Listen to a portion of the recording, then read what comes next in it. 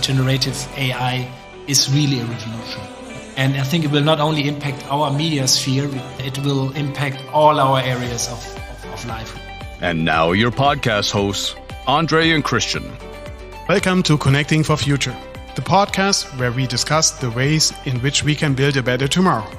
I'm your host, Christian, and with me is my co-host, Andre Borusiak.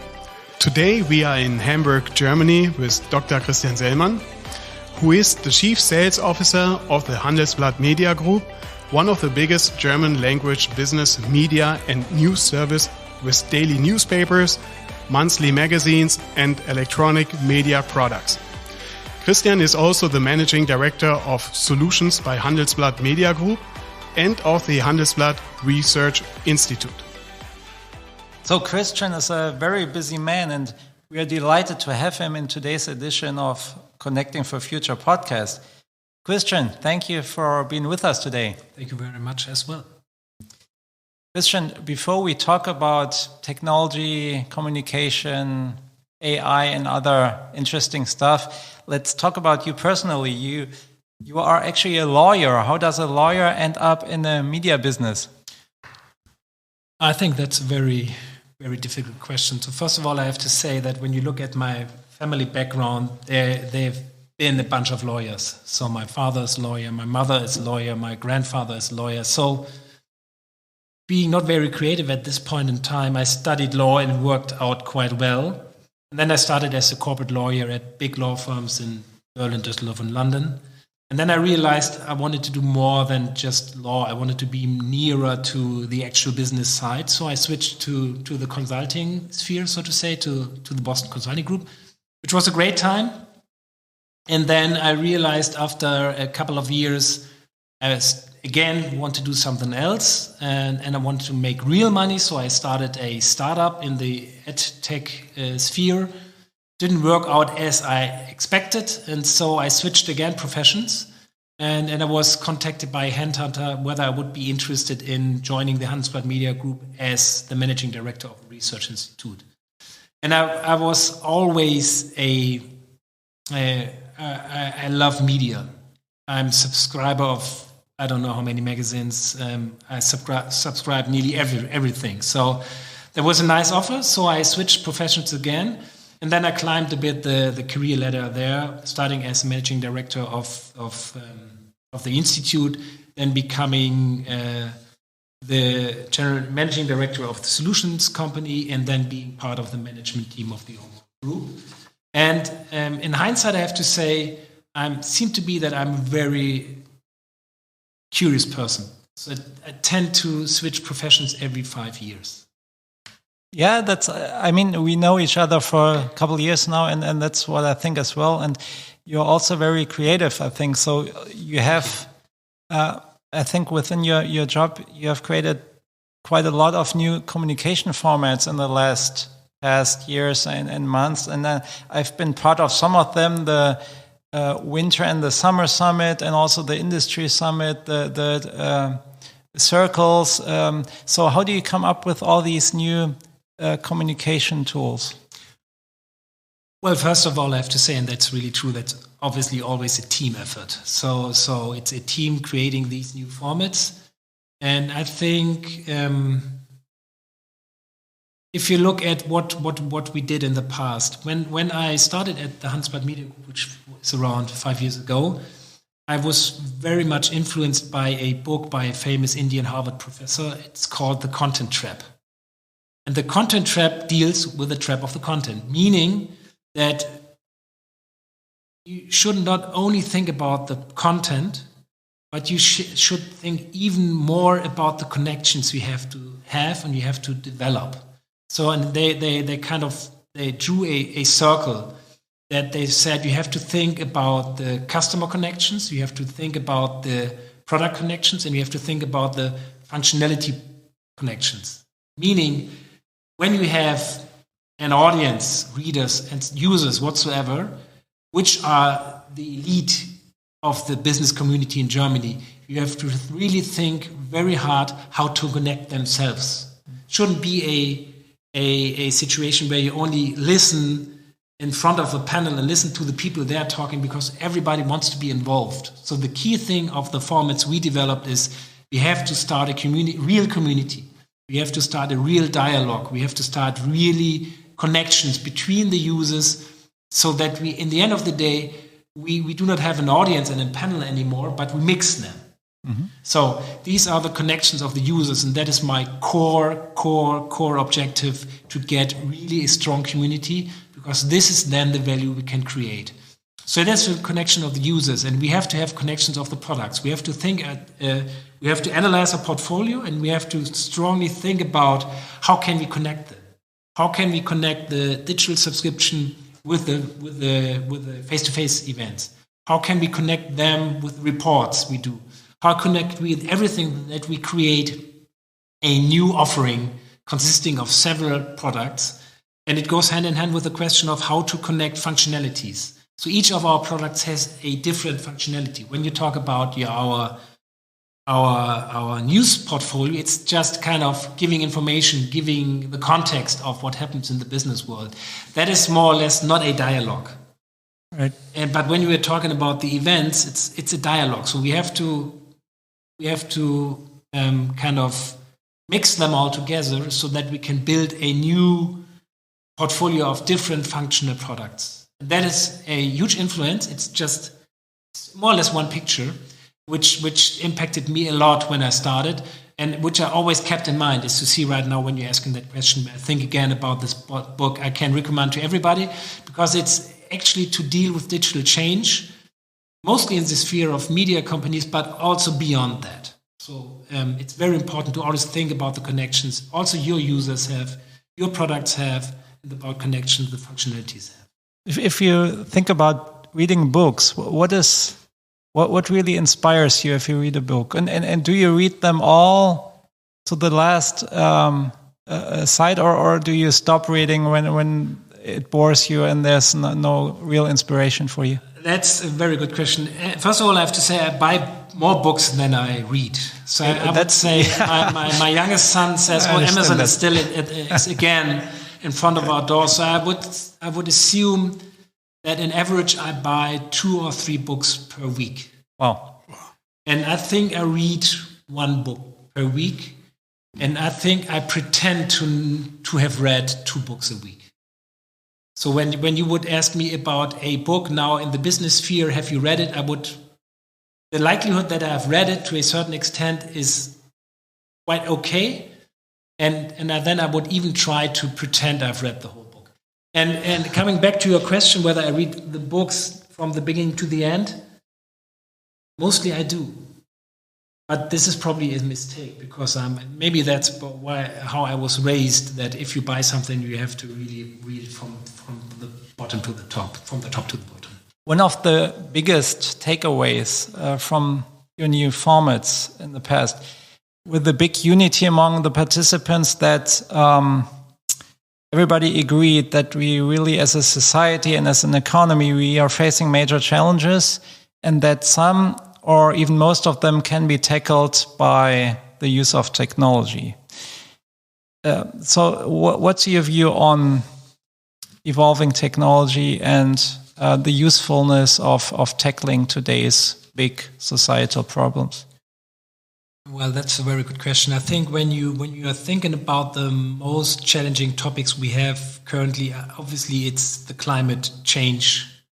And when I think about that, a quote by Harari, the famous Israeli historian and author, comes to my mind, that he said, actually at one of the events we did together with Vodafone a year ago, where we interviewed him, or where he was interviewed by our chief editor, he said, if you have to put bets on the things which create the most momentum towards real change, would it be in terms of the climate problems we have?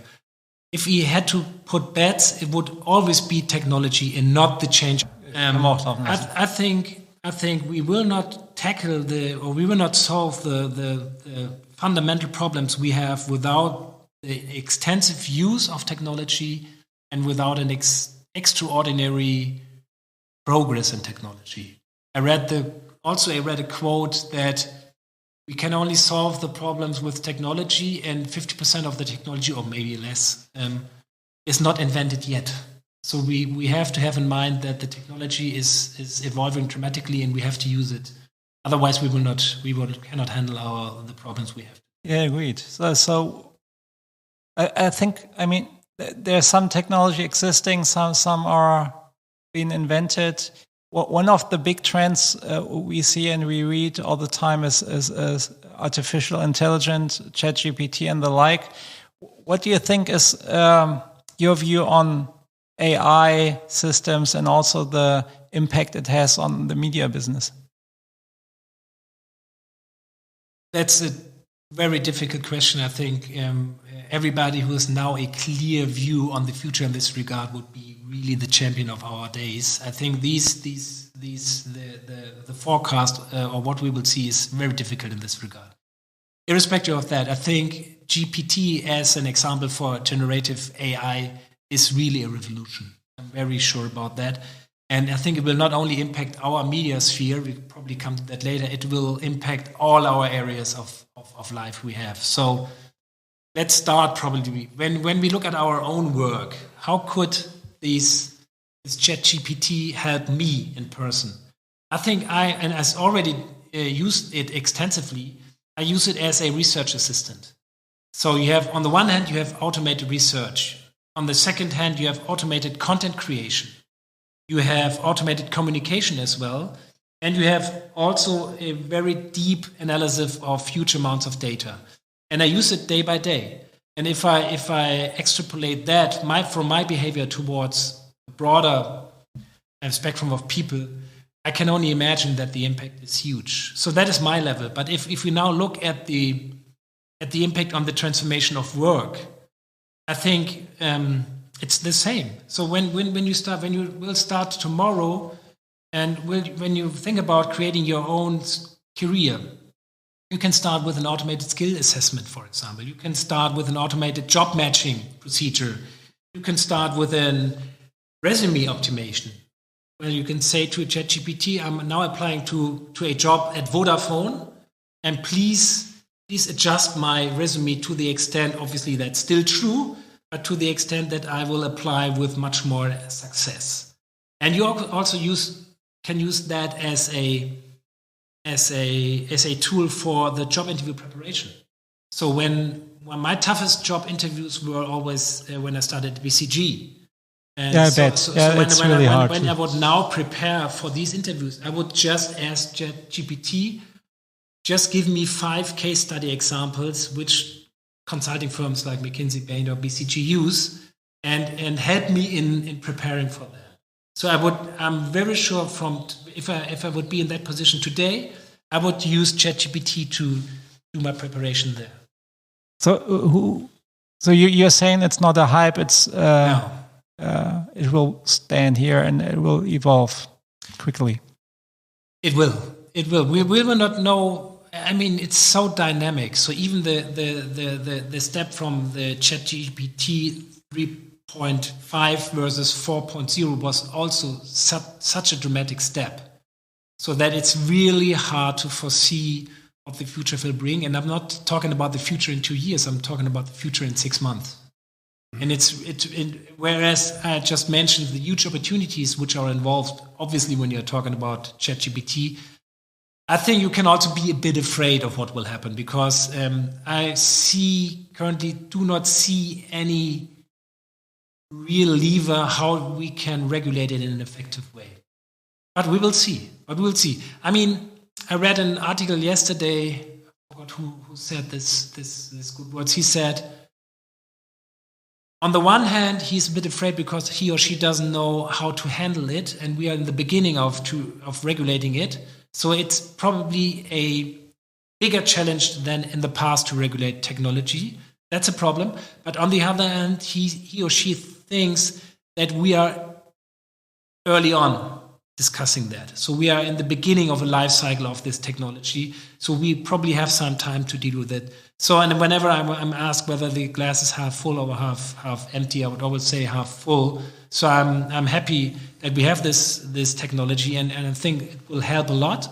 but it will pose lots of new challenges for us as well. How would you see this? Like, if I would want to start at Handelsblatt Media Group, do I need to have access to ChatGPT? Would it be like part of your work nowadays?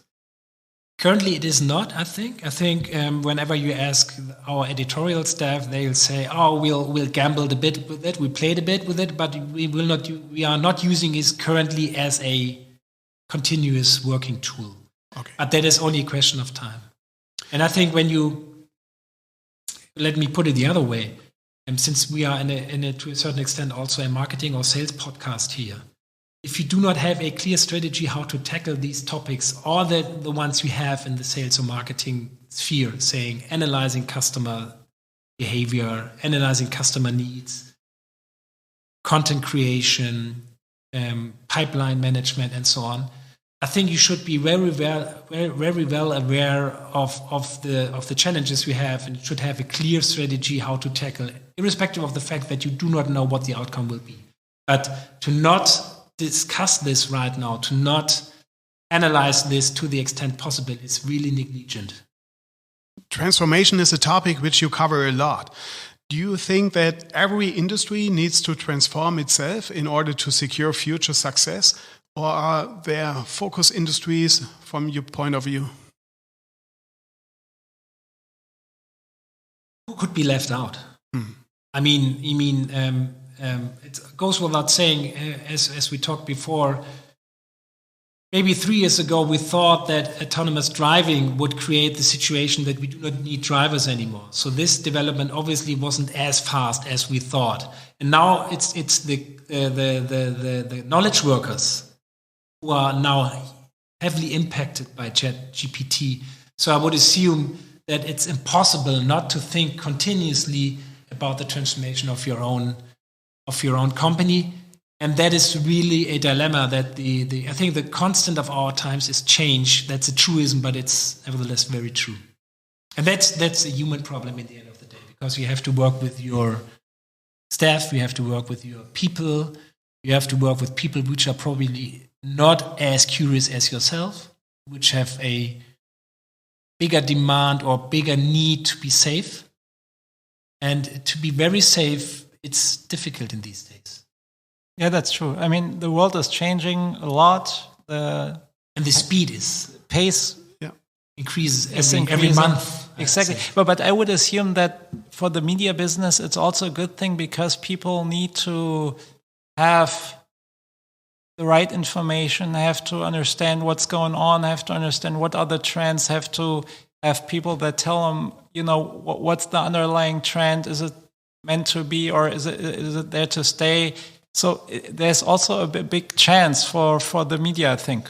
It is a big chance. Obviously, it goes without saying that the world became more complex every month, and so I think the task of newspapers like the Handelsblatt or the Wirtschaftswoche is going more and more into kind of educational road. So to say, I have to explain what's behind ChatGPT, and I have to explain what's behind digital twins, or what's behind new developments of technology. Before we start discussing it, we have to explain much more than in the past. So it's a huge opportunity, and we see that. So we are very optimistic in terms of our. So for me, that is my me time where I try to get myself informed, and I hear various podcasts, German and international ones. That's really interesting, Christian, because when I do sports, I can listen to music, but I can't concentrate on content, actually. Well, I'm not saying that I'm concentrated all the time. So from time to time, it happens that I thought, well, that was very interesting, but I spent some time, the last 20 minutes, thinking about my own stuff. But even to start with it, it's worth doing so. And when we talk about our own podcast, normally it's the idea of the editorial stuff. So it's kind of we have the most important one is the morning briefing you mentioned, which is very important also for our conversion of the people to get them to be subscribers. We have others like Digital Disrupt by Sebastian Matzis, which is very good in terms of transformation topics and so on. And the one you mentioned about the M&A deals had a kind of different. There was a different approach to that. We got a kind of request by a consulting firm whether we were interested in doing a podcast together, and it's kind of sponsorship. But I really loved it because my background is obviously corporate lawyer and is M&A, and my wife is a partner at Freshfields, who also focused on M&A in the private equity sphere. So I really liked the idea to start a M&A podcast, and it is the one moderating it is our key M&A expert of the team. He's very knowledgeable in this great podcast. We can recommend them. Christian, if you run around the Ulster, how long does it take for you? Like 20 minutes or like? No, it's 1 hour. 1 hour. So going to the Ulster is just 1 kilometer, and then coming back, it's around about 10K, and I need round about, depends on the time. In the morning I'm better than in the evening. So in the morning I'm round about 52 minutes, and in the evening it's 54, 55. Cool. Oh, let's set a goal at 48 yes. Then. Huh? And you should start, since you're also now in the medium age spectrum. What do you mean? Yeah, round about 30. So when you have to start doing bets with one of your friends, you have to start saying, I run more than you, and then I get something from you. Or you have to say, everybody has to do 200 kilometers per month, and then you get presents from each other. So it's always the competition factor. To keep motivated? Yeah, it must be. Okay. So, 48 minutes then, I would say, as next target. No, it's more, to be very honest, I mean, it's a different topic, but it's more getting it done every day. Yeah. The discipline discipline. It's not the speed is not that decisive. Cool. So communication has changed a lot during the last years, actually. And a couple of years back, when I started my career in big companies, it was the case that you always had a PR department that handled all external communications. Nowadays, you have a lot of corporate influencers, as you might call them, people who communicate, normal employees, not PR professionals. How do you see that trend, and also your chance as a media company to differentiate yourself from the likes of self-called professionals that are actually not? That's a very difficult question, and I have to admit that I do not know the clear answer on that. So there's one side. The one side is that we can, if we have sponsorships, we can promote, or part of our contract now is that we promote this via social media, via LinkedIn as well. And also for myself, obviously it's a humble part I play there. But if I promote some stuff, not promoting products, but promoting ideas or summarizing discussions we had, it's part of the deal. So that is on the one hand, I think that's an opportunity for us. Mm-hmm. And on the other hand, obviously, when we are paid for a certain amount by corporate customers to position them as a thought leader. Mm-hmm. And when they are able to promote themselves as a thought leader via LinkedIn, it will be the case that they think we are not important anymore as a media company. So there are pros and cons when you see that. To a certain extent, we directly participate because we are my solutions company also provides business newsroom offers. So we have some companies, or we have some C-levels where the LinkedIn posts you see are actually written by us. Okay. So that is also an opportunity we have.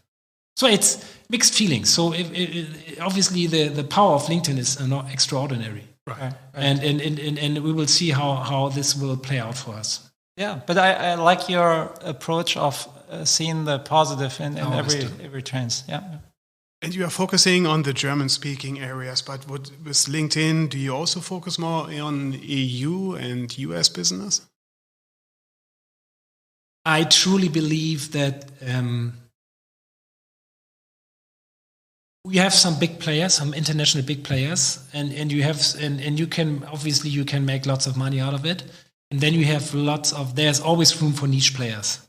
So when I went to a business a couple of years ago with my young son, there was a saxophone shop because I'm a player myself, and I asked them whether they are totally destroyed by Amazon, and they said no. We have our niche. We are very good at our niche, and nobody buys our instrument at Amazon. So, and if you kind of transfer that conclusion towards our business, I would strongly suggest that we should monetize our niche, and our niche is German language. And there's so much space there, and there were some efforts in the past to put this brand to an international level. They were not very successful, and I do not believe in that. I believe we have huge opportunities in the German sphere, and the kings of the niches will still also exist in the future. We already heard that you are managing director for Handelsblatt Research Institute. What is the focus of those researchers? Oh, that's a multitude. So we publish our president, Bert Rürup, publishes every week an article on general economic developments. We have lots of companies commissioning reports, commissioning specific discussion formats, and we do some internal research for companies. So it's a multitude of tasks you have as a commercial research institute. So we are on profit. Okay. I mean, if I listen to Bert Rürup, sometimes I have to tell myself it's not going to be that bad. Well, he is still a star. He is really a star, and he tends to have a realistic view on the things, not disguising the problems you see. Yeah, he's a pretty bright mind. Quick fire round. Printed newspaper or online version? It's both. Face-to-face or virtual meetings? It's both. Bike or car? Bike. Oh, thank you for the answer.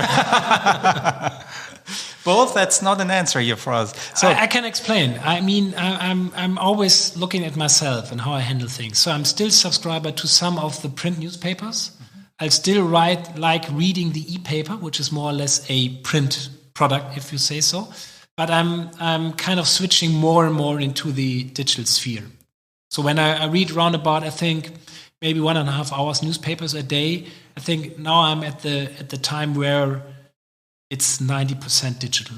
But that's interesting. You say in the e-paper is actually for you it's a printed version. Kind of, because the if you look at your own behavior, the behavior is the same, is similar to the one when you read written newspapers. Pizza or sausage? Both. I knew that. Okay. Thank you, Christian, so far. So finally, one last question. When we talk about young leaders that try to build a career, we always like to ask the question, what is your biggest advice for young leaders that, are at the start of their career and try to think about what they can do to be successful? It's a very, very difficult question again, because whenever you tend to give some advice, you always think about yourself, do I follow my own advice at all? So when you could use lots of management handbooks saying you have to be like X, Y, Z, and whenever you read them, you think, okay, you have to change dramatically. So I think it's true that really communication, not saying that I'm a great communicator, I have to admit that communication is really key. Really key. You have to repeat, because it's like when you are at a doctor and you're talking to your doctor and you want to know what's your problem, you tend to understand only 5% of what they say, because you're always waiting for the one when I'm healthy again. So and this I tend to believe that your employees think the same way, that they kind of do not pay as much attention to the overall general topic strategy, because they just waiting for the moment when they say, and that's important for your own position. So communication is key. Again, saying that I have to learn a lot in this regard. I think to take your employees very seriously, it's also very important. Again, saying not very good at this point, because without that, without really paying attention to what they say, without really being seriously interested in what they say, you will lose them. Again, I have to be much more better in this regard than I currently do. We can all improve, I guess. Huh? We do, and we have to every day. Yeah, exactly. And to be, I think, no, in the end of the day, if I look at myself, the most important thing is to be super curious. The most important thing is to be, I think, to change directions a lot during your whole career. That helped me a lot to be where I am right now. That be always curious, be looking for something new. I think that's very important. Then you can improve yourself a lot, I guess, or you try to. And to keep fit, right? And to keep fit. Yeah, that's true. Well, thank you, Christian, for your insights today. It was a pleasure having you on our podcast. Thank you very much. Thank you for tuning into our podcast. We hope you found this discussion informative and useful. Until next time, keep connecting for a better future. Take care and all the best. Your podcast host, Andre and Christian.